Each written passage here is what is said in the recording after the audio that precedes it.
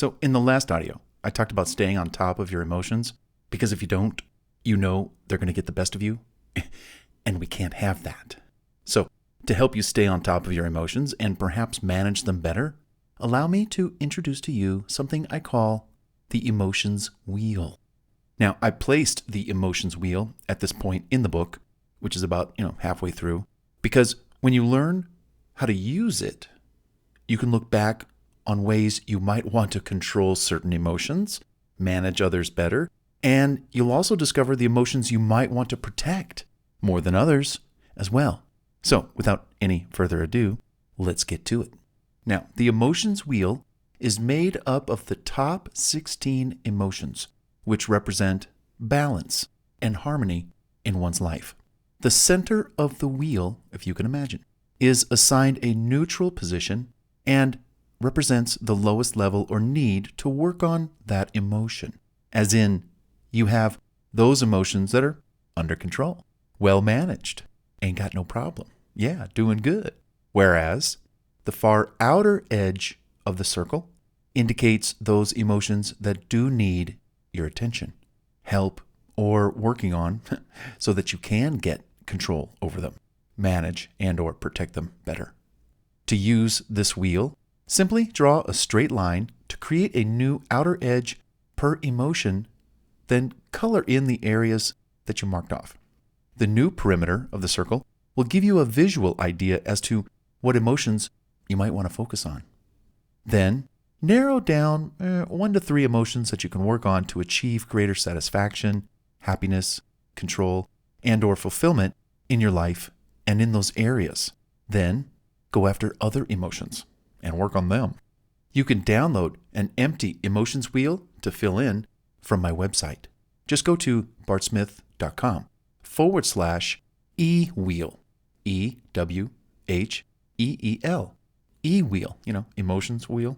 From there, print it out, fill it in, and start working on those emotions that you need attention the most.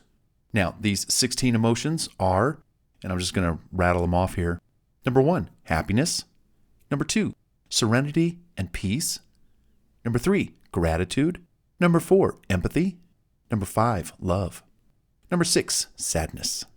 Number 7, loneliness. Number 8, jealousy and envy. Number 9, hope.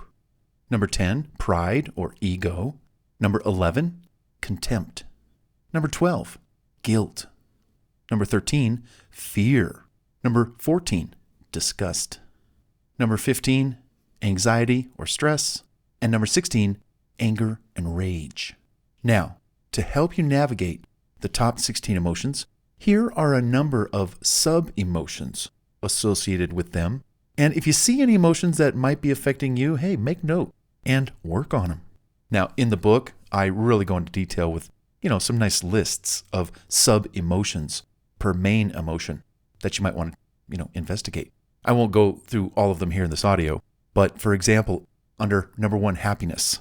How is your level of content and satisfaction when it comes to arousal, content, being creative, being excited, interested in something, experiencing joy, joyfulness, being loving, optimistic, party attitude, playful, respected, successful, trusting, valued? How do you rate those sub-emotions? Pretty good? Under control? Lacking? Suffering? Got to work on those things. Number 2, serenity and peace. Well, those sub-emotions that come to mind are calmness, collectedness, composure, keeping your cool, ease, peace and quiet, peace of mind, peacefulness, poise, quietness, respectfulness, stillness, togetherness, and tranquility. So you can see these main emotions have several sub-emotions, like, gratitude, number 3. The sub-emotions include experiences and feelings such as acknowledgement, appreciation, credit, gratefulness, indebtedness, recognition, regard, respect, sense of obligation, thankfulness. When was the last time you felt thankful for anything? Thanks. When was the last time you said thanks? 4, empathy. Closeness to, fellowship with, rapport with, sensitivity towards. Then you've got number 5, love. And this is a big one. All the sub-emotions that relate to love, like adoration, adulation, altruism, amour, attachment, benevolence, care and caring, charity, compassion, deep affection, desire, devotion, doting, endearment, fondness, friendliness, lust, love affair, kindness, passion, relationship, romance, sympathy, unselfishness, warmth, worship, yearning. So you can see there are several sub-emotions per main emotions, such as number 6, sadness, and number 7, loneliness, and number 8, jealousy, number 9, hope. All of these emotions have sub-emotions, which I list in my book, and you can check them out there. Now, after you have gone through these sub-emotions, you can just imagine that's some list of sub-emotions. Do you see any that you might experience from time to time that you'd rather not, or maybe more of? See some that you'd like to experience more often? Well, you know what to do. Let's work on them. While you work on your emotions to help better manage them, from time to time we do run into experiencing certain emotions that really get to us, as in they cause us to lose focus. They impede our progress. They stop us in our tracks. They act like some kind of heavy burden on our hearts and our minds, and it just sucks, right? Well, in order to be able to function in life, to keep going, to continue to do well in most areas of life, we have to be able to get those emotions bothering us to stop bothering us, even if it's for a temporary period of time.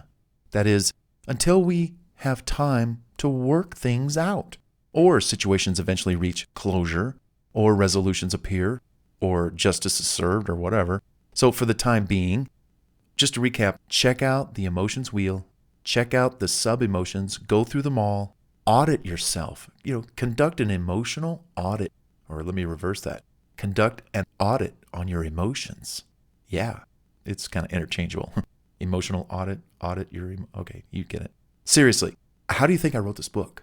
I audited my own emotions to say, we got to do this, we got to cover this, we got to reach this, we got to discuss that. Don't forget about this. This has to be discussed. Yep, okay, I'll mention that. We got to control that, we got to manage that, we got to protect that. I mean, I did my own audit, and I went through the sub-emotions. How am I handling certain sub-emotions, like let's say under anger and rage, number 16, being annoyed, betrayed, bitter, critical. How do I handle those emotions? How do I turn lemons into lemonade? You know what I mean? So that's what that chapter's all about, the emotions wheel. Check it out. But hey, let's get to the next audio in this series called the emotional on-off switch. This is a good one too. Come on, let's check it out.